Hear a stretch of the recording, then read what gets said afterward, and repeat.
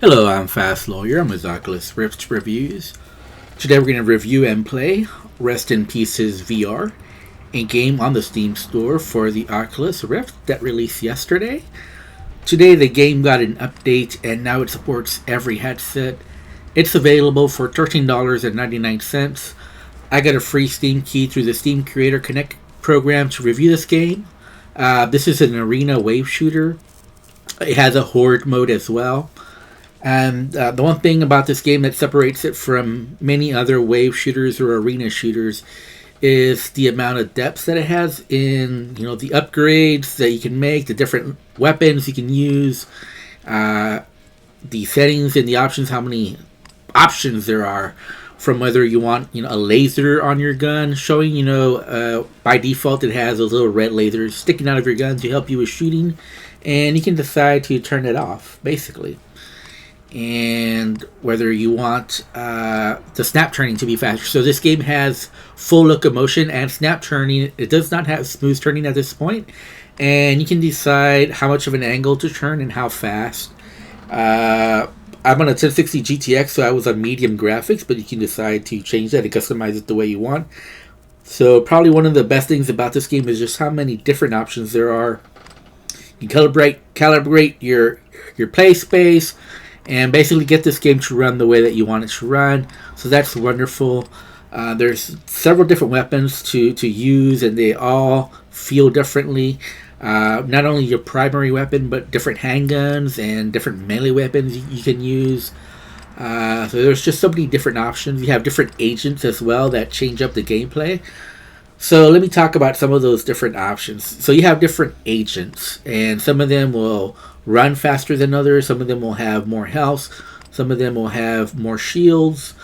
And then there's the loadout. You could have weapons that, basically like a grenade launcher as one of the experimental weapons. Weapons that shoot faster, do less damage. So there's just so many different things you can change. And as you go along, you find out that, yes, I do need to upgrade my weapons. And so you can upgrade the amount of damage that your bullet does, each shot does, the magazine size, the reload speed, the accuracy, and the recoil. And all those will play a big part in how successful you are. Now, there's also different difficulties as you move along. So easy and normal are pretty easy, but once you get into the higher difficulties, right now I'm in insane difficulty, and that's pretty difficult. One thing that happens a lot is that you run out of bullets, so you really have to manage that by using your melee weapon as much as possible when feasible, using your handgun as well, and running around and finding those pickups. Very important to find those health pickups, those shield pickups, but the most important pickup is the ammo pickup. There's different kind of bonus pickups as well. One of them is like a holy water pickup, and basically what happens is if there's any enemies around you when you pick up the holy water, they all die. So that one you have to be kind of strategic when using it. There's bonuses like infinity ammo. So for about let's say 10 seconds, just for an example, you have unlimited ammo. You can just shoot as fast as possible, as many enemies as you can within that time frame, during that bonus time frame, and it won't affect the current ammo that you have. There's 3 different maps for the mission mode. So in this game, there's mission mode and there's horde mode. Mission has 3 maps. There's an underground tomb, which is what you're looking at the video. There's also a hell, and there's an above ground, what looks like a cemetery. The maps are pretty big, and they each play differently because they have different things about them that make them unique. But they all have, bonus pickups that you just have to find and locate, and enemies just coming from everywhere. And with the harder difficulties, you get more waves, and you also get much tougher enemies. And this game is definitely a run and gun. Have to run around, avoid enemies, and choose your battles, and try to get as many bonus pickups as you can to help you in the fight against just the countless amount of enemies that you have. My criticisms of the game is that the horde mode is not very good. So I tried out the horde mode. There's only one map currently, although there are 2 maps that are planned in the future. But I just didn't like it, at least not the one that's currently out there.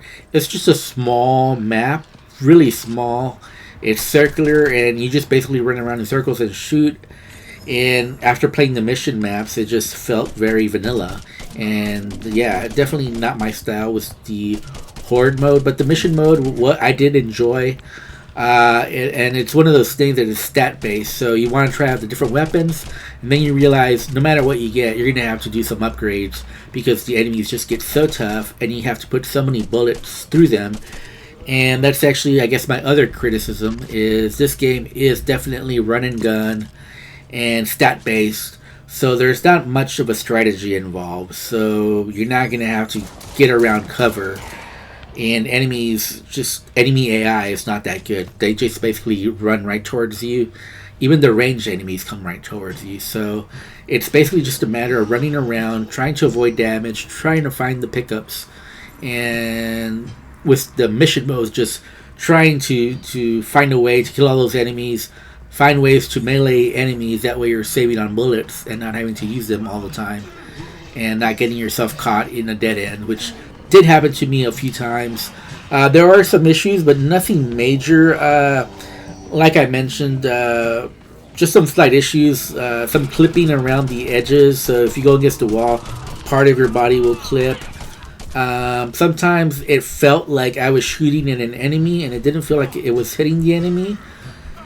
I'm not sure if that was my imagination. Maybe the game was a little bit laggy and it just didn't register. Most of the time, though, my hits did register, but sometimes it felt like I really hit an enemy and it didn't show any damage. Now, again, you can take off the laser, you can take off the damage showing up. There's so many different options. At the end of the day, I'm going to give this a 6.5 out of 10. It just needs a little bit more polish.